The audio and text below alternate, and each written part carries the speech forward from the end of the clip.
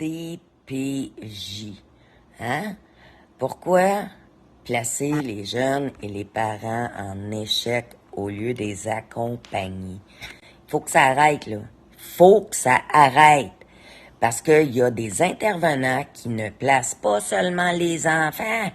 Hein? Ils placent tout le monde en échec dans la famille. Hein? Tanné d'entendre des histoires d'horreur. Tu sais, ils placent un jeune enceinte alors qu'il est en crise. Sans jamais outiller la famille, sans jamais travailler le lien, sans jamais même poser la question qui tue. Qu'est-ce que ce jeune essaie de dire par ce comportement? Hein? Ils placent les parents dans une cage impossible. On leur demande de faire confiance, mais on les traite comme si c'était des coupables.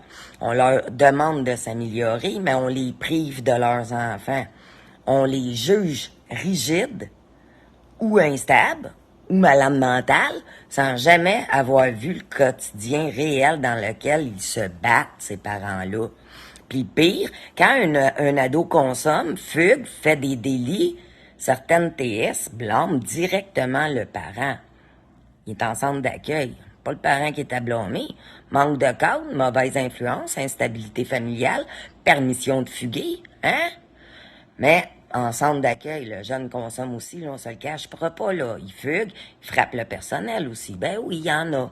Puis là, soudainement, bon, c'est plus la faute à personne. On appelle ça une crise d'adolescence ou on diagnostique, puis on médicamente, hein? Mais quand il est chez le parent, c'est lui qu'on va condamner, là. Hein? C'est lui qu'on étiquette, puis c'est lui qu'on écarte. Peut-être qu'ils ont besoin d'aide, hein? Dans combien de dossiers les jeunes ont été coupés de leurs parents à cause de comportements qui ont reproduit en famille d'accueil, mais qu'on a ignoré là-bas? Hein? Combien?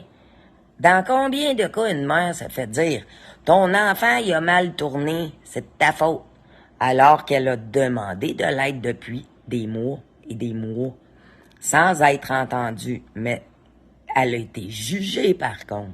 Hein? Là, assez, c'est assez. Le rôle d'un intervenant, c'est pas de juger, c'est pas de classer, c'est encore bien moins de placer puis de disparaître. C'est de soutenir, outiller, comprendre, c'est de chercher à réparer les liens, pas à les briser.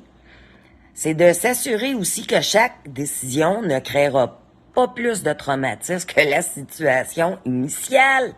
Allô? Parce que quand tu places un enfant sans reconstruire le pont avec ses propres racines, tu ne protèges pas, tu le condamnes à grandir, fracturer.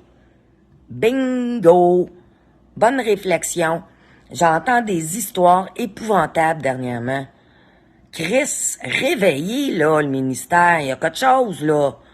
On a des solutions. C'est drôle, hein? On a, nous autres, des solutions.